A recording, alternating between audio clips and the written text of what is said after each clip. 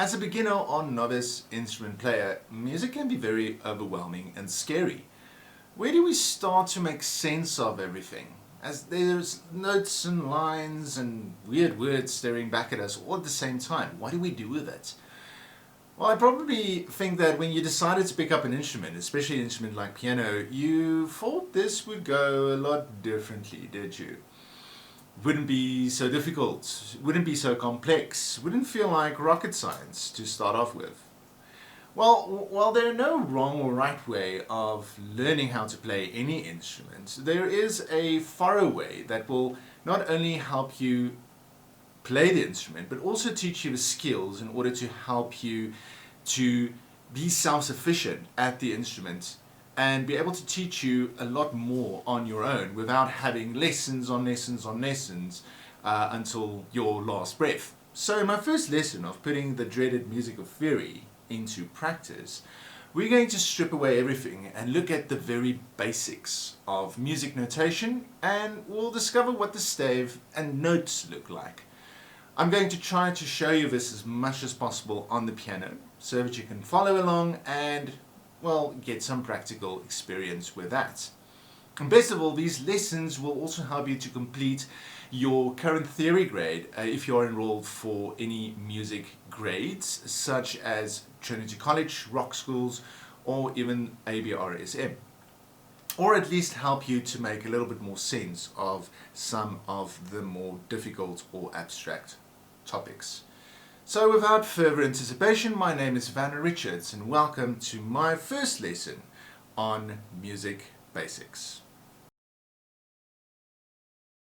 Remember the time when this little gem of a meme circled on the internet? It took me back to when I just started music, and again when I went and studied music after school. It felt like this constantly when I had to learn and progress with a new piece. To be honest, new pieces always feels this way, up until this day. But it gets easier as you practice, and do some more practice. Yep, that is the secret to making things easier. That and understanding what you are actually reading in order to practice smart and learn pieces fast. So let's go back to the very start. Let's take away all the frills, beats and tones and look at our foundation first. Now first of all, this is not a staff. No, this is called a stave. Gandalf had a staff, and though he was extremely awesome with it, big Lord of the Rings fan here, don't get confused with the two.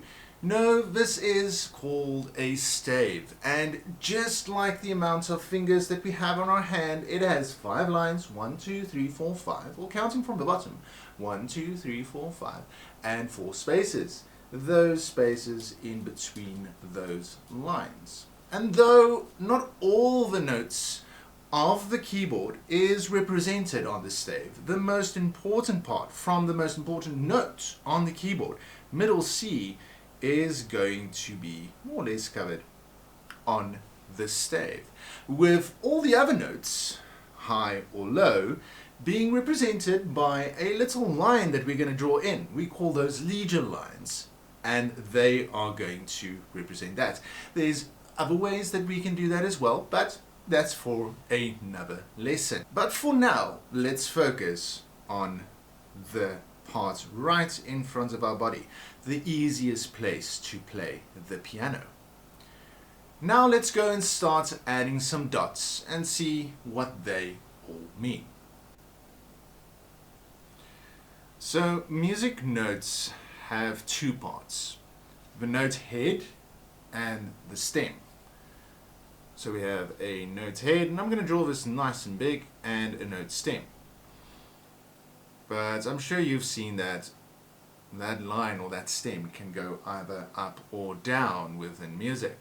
Now when I teach this to my younger students, I always say it's like a flower head, so I draw a little flower around my note head like that, and it's got the little flower stem like so.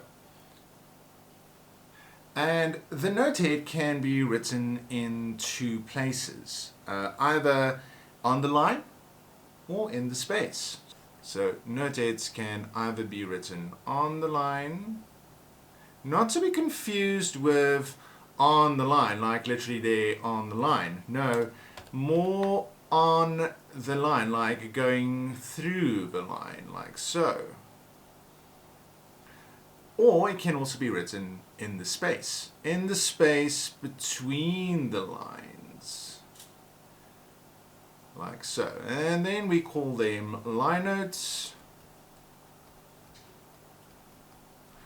or we can call them space notes. As easy as that. But it's also very important to write very neatly when we draw our lines. As you can see, my line notes aren't touching the top lines or the bottom lines. And my space notes are definitely not colored in over the line like that. No, remember, as musicians, when we play a piece of music, we have to be very neatly if we write music, if we are composers or we write our notes. Otherwise, we might just play the wrong notes, or the musician that is going to play our work is going to literally play the wrong notes. And that would just be awful. Now, just as important that note head is, which tells us which pitch to play on the piano or which key to press down, it is also very important to note that the stem is going to help us a little bit with rhythm, as the stem can help us identify certain rhythms. And as a general rule, when we write stems can either go up or down when we write them. So for example, my stem can go down or it can go up, like that. But how do we know when a stem should go down or a stem should go up? Well, more complex music, it will depend on whether how much voices you have present in your piece of music or on the stave. That we'll cover a little bit later as well. But for something a little bit simple, like just one note after the other, we're going to use the general rule of the middle line. So there's my middle line, the middle finger, or the third line, and it basically divides our stave into two parts. And I'm going to try and do this as neatly as possible. There we go. A high part and a low part. And if the note is written high, either on or above the third line, the stems will go, so let's say that note right there, the stem will go down on the left-hand side.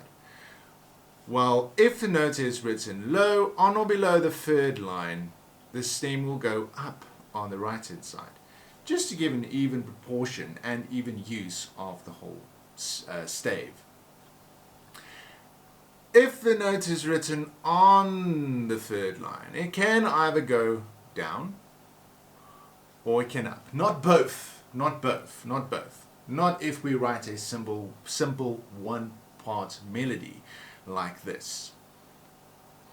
Notes generally written high up on the stave will be played higher up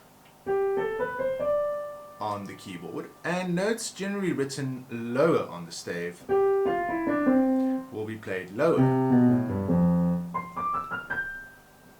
and so on. So this is one way of seeing as well where the notes lie and whether they will be high or low. So let's have a look at the mem again, this most difficult part here, and we already start noticing some things getting into much better focus. For example, we've noticed the stave in the background, that five lines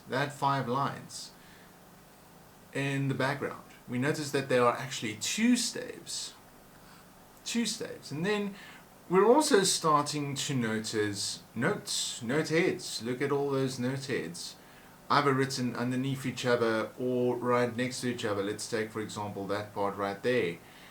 And we can see that they're written high and low, and we see some contradictions as well, that even though these notes are written high, the stems are going up. Again, they can go up depending on how many voices you have in each hand. But for the general part, the note stems will go down on the left hand side if it is a high note, and up on the right hand side if it is a low note. And we also start seeing the stems, the different stems that are beamed together. They are tied together like that,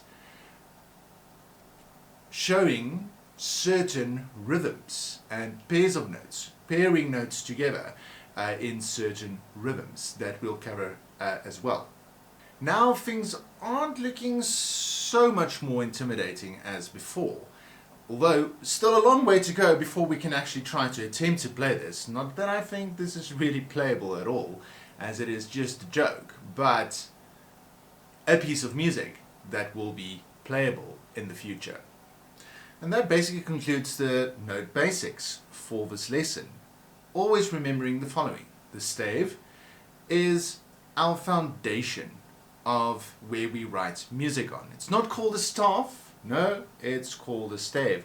It's got 5 lines and 4 spaces. The notes go on the stave. Not all the notes, but most of the notes you'll play in the center of your keyboard will go on the stave. And they can either be written on the lines, meaning going through the line, or in the spaces between the lines, calling them line notes and space notes.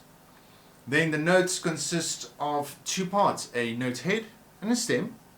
And the stems can either go up or down depending on where they are written on the stave. And we use that middle line of the stave as our reference whether a note is high or low. This is not always the case, but for basic melodies, that's what we are going to use. Now, if you like this video, please comment below. Start a discussion with me. I would like to hear what you think and what I can do to improve any future lessons, and also what you'd like to see and what you'd like to learn regarding theory and putting it into practice. And also remember to go and subscribe to my channel so that you don't miss any new videos that I'll be posting soon on this series as well. Thanks so much for watching, and see you soon for our next lesson.